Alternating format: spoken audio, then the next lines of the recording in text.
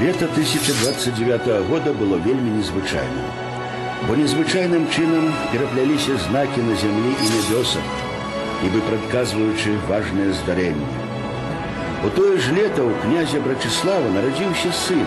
Імя немаўляткі Усяслаў стане вядомым ва ўсёй усходняй Еўропе. Менавіта пры ім полацкай дзяржаве суджана было дасягнуць найвялікшага росквіту. Бацька пакінуў свайму спадкаемцу даволі моцны падмурак для ўтварэння вялікай дзяржавы.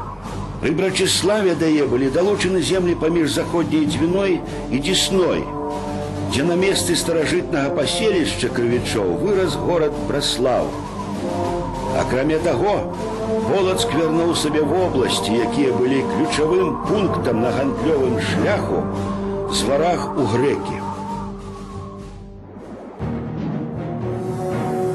Гандлёвы шлях з вараг у грэкі быў асноўнай транспартнай артэрыяй усходніх славян, якая прыносіла яе ўладальнікам фантастычныя прыбыткі. Паводле некаторых меркаванняў, менавіта з-за яго Владзімір Красная Сонейка упершыню напаў на Полацк і распачаў доўгае супрацьстаянне крывічаў палачан і кааліцыі кіеўскіх князёў. Усяслаў заняў полацкі стол у 1044 годзе. Паводле сведчанняў, ён вызначаўся небывалай энергіяй. У гэты час квітнелі рамёствы і гандаль. Менавіта Усяслаў заклаў у сваёй сталіцы Сафійскі сабор. Княства было марской дзяржавай. Пад яго кантролем знаходзіліся землі ўздоўж усёй Двіны да Варажскага мора.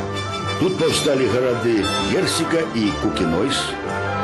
Полацкая дзяржава была адным з вялікіх і магутных дзяржаўных утварэнняў ранняй сярэднявечнай Еўропы побач з польскім і скандынаўскімі каралеўствамі і кіеўскай Руссю.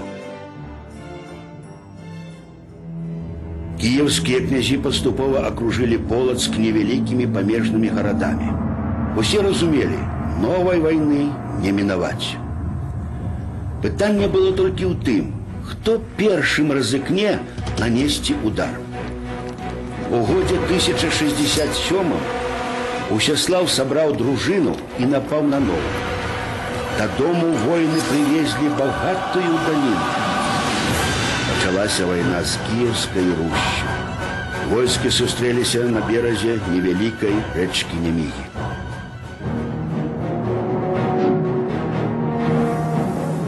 Летапісы сведчаць, што Усяслаў быў разбіты, але паўднёва-рускія князі не толькі не змаглі захапіць яго ў палон, але і пасля перамогі іх дружына не пасмела ўзяць Полацк у аблогу і раз'ехалася па дамах. Праз некалькі месяцаў кіеўскі князь Ізяслаў прапанаваў Усяславу разам з сынамі прыехаць на перамогу.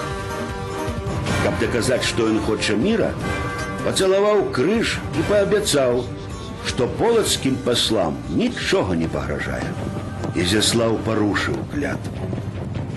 Полацкага уладара разам з сынамі схапілі і адвезлі ў кіеўскую турму. Усяслаў сядзеў у кіеўскім порубе, а вакол Полацка вылі ваўкі. У самім Кіеве казалі, што па начах палонны ператвараецца ў птушку і пакідае сваю вязніцу. Людзі верылі гэтаму, бо кожны ведаў, перавертне злавіць немагчыма. Плёткі пра тое, што Усяслаў быў перавертнем, нарадзіліся яшчэ пры жыцці князя.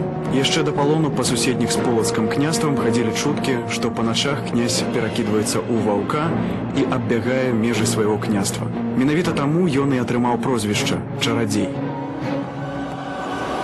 У 1068 годзе кіеўляне даведаліся, што на іх горад ідуць полаўцы, ваяўнічыя стэпавыя плямёны. Ізяслаў не пажадаў раздаць гражданам зброю. Успыхнула паўстанне. Людзі кінуліся да турмы і вызвалілі Усяслава. Менавіта яго яны вырашылі абраць новым князем. Бо, як казалі, ад вялізнай палавецкай навалы іх можа выратаваць толькі сапраўдны чарадзей. Усяслаў адбіў набег полаўцаў, але потым з'ехаў дадому.